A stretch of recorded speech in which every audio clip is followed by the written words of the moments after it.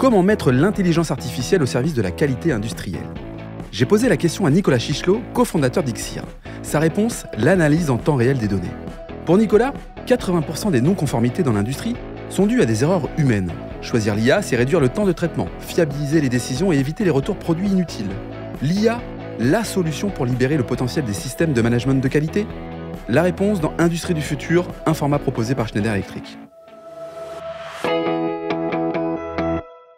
Bonjour Nicolas. Bonjour Laurent. Nicolas, je suis ravi de t'accueillir ici pour la 5e édition du Global Industrie ici à Lyon. Alors, Nicolas Chichelot, tu es le cofondateur d'Ixir, une jeune entreprise, filiale d'EDF.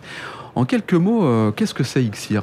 Alors, Ixir, c'est effectivement donc une jeune spin-off d'EDF qui développe une solution d'IA pour la qualité industrielle, donc vraiment dédiée au domaine de la qualité industrielle. Ok. Alors, ma première interrogation, si je puis dire, c'est que finalement, ce que tu m'évoques là, est mettre à côté ou en parallèle EDF. Quel est le lien, quel est le rapport? Je ne l'ai pas vu immédiatement, mais tu me l'as expliqué. Donc, j'aimerais bien que tu nous le partages, ce lien. Oui, tout à fait. C'est une question qui revient souvent parce qu'effectivement, on pense souvent EDF fournisseur d'électricité, Oui. ce qui est normal. Mais pour pouvoir fournir et surtout produire cette électricité, il y a surtout une belle machine industrielle derrière avec tout un tas d'expertises et de métiers.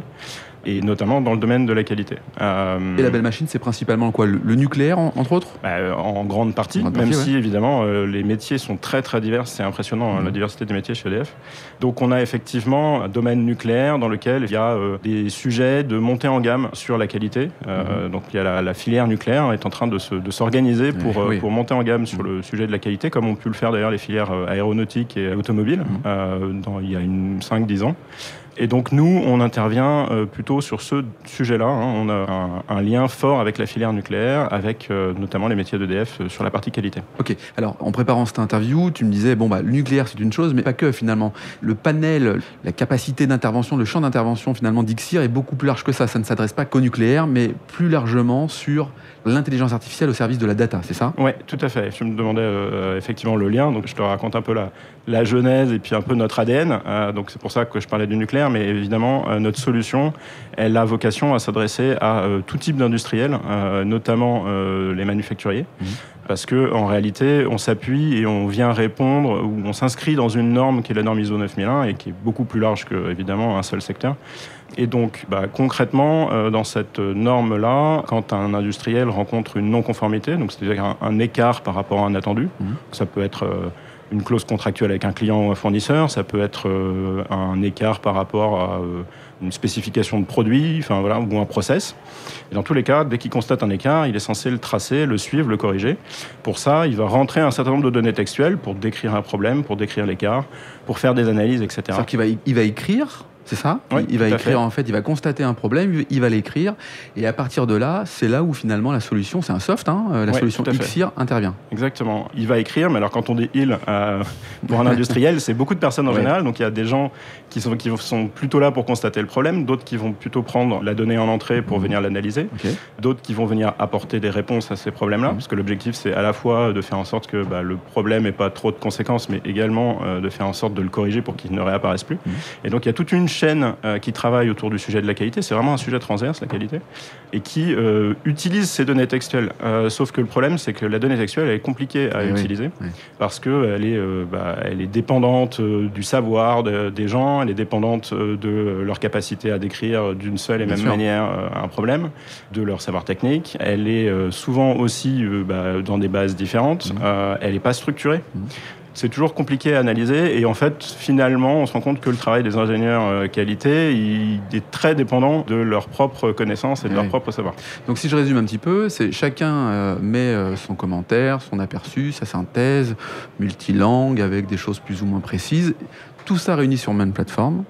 Et la puissance de l'intelligence artificielle, c'est de digérer tout ça et restituer, quelque part, une synthèse, en tout cas une direction, c'est ça le principe? Oui, alors actuellement, le problème que rencontrent justement les industriels, c'est que ces données-là, elles sont éparpillées dans différentes bases de données. Donc nous, on vient les récupérer là où elles se trouvent, On va traiter cette donnée-là, on va la corriger, donc on utilise des algos de traitement naturel du langage notamment. On va donc la catégoriser et en faisant ça, effectivement, on va créer une base de connaissances homogène et unique, centrée sur les sujets de qualité, les produits, les catégories de problèmes, etc. Et on va permettre du coup à toute la chaîne de valeur, enfin tous les gens qui travaillent sur le domaine de la qualité, que ce soit depuis les gens qui saisissent jusqu'aux gens qui vont vraiment apporter des réponses, voire même parfois jusqu'aux gens qui font la conception des produits, d'utiliser cette connaissance-là pour améliorer la qualité de leurs produits et de leurs services. Nicolas, on a bien compris la valeur qu'apportait en tout cas Xir à travers finalement ce regroupement de commentaires textuels et différentes interventions de l'homme justement sur un sujet. J'imagine que l'intelligence artificielle avec ChatGPT a accéléré finalement la compréhension même de la valeur que pouvait apporter ChatGPT. La techno se repose là-dessus ou pas chez Xir ? Alors, on ne se repose pas sur ChatGPT en tant que tel. On utilise des algorithmes qui sont dans le même domaine d'intelligence artificielle. L'intelligence artificielle, c'est très vaste. Ouais.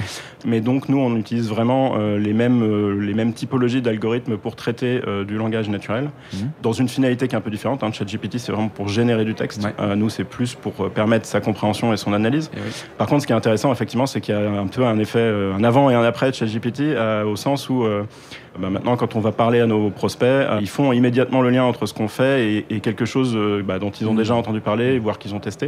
Et c'est vrai que dans le domaine industriel, dans le secteur industriel, l'analyse de données, elle est plutôt et généralement centrée sur des séries temporelles, issues de capteurs, sur des machines, centrées sur les machines.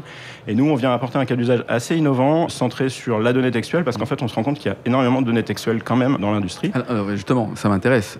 Donne-moi un ou deux cas d'usage. Est-ce que tu as quelque chose de concret à nous partager pour qu'on comprenne quelle valeur ça peut apporter à travers un cas d'usage ? Tout à fait. Typiquement, on a un très bon client à nous qui fabrique des équipements électromécaniques et qu'on aide à analyser et à résoudre les réclamations de clients. Okay. Et donc, on a commencé à travailler sur cette base-là. C'est vraiment la base d'entrée, la donnée d'entrée.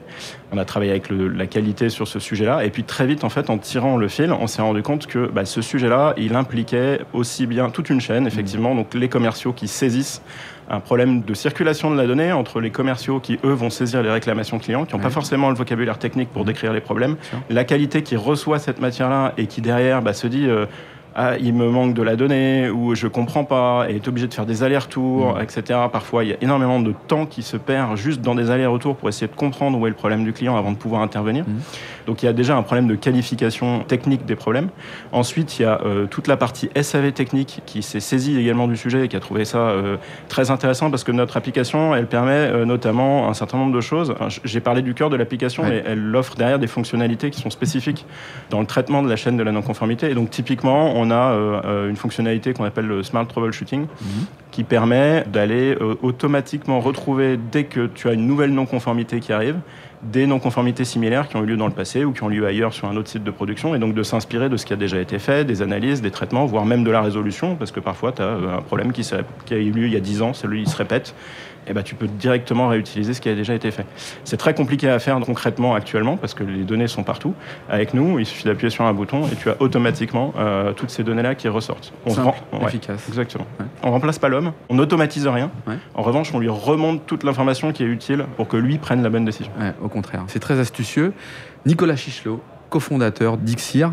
Comment fait-on pour entrer en contact avec toi si on est intéressé sur ce sujet ? Alors, mail, facile, nom.prénom@xir.com, très bien. LinkedIn, qui marche très bien. Ouais, voilà. Très bien. Et puis un formulaire de contact sur notre site internet, mais je pense que le LinkedIn, c'est le plus simple. Très bien. Écoute, merci en tout cas. Merci d'avoir participé au podcast Industrie du futur, un podcast proposé par Schneider Electric.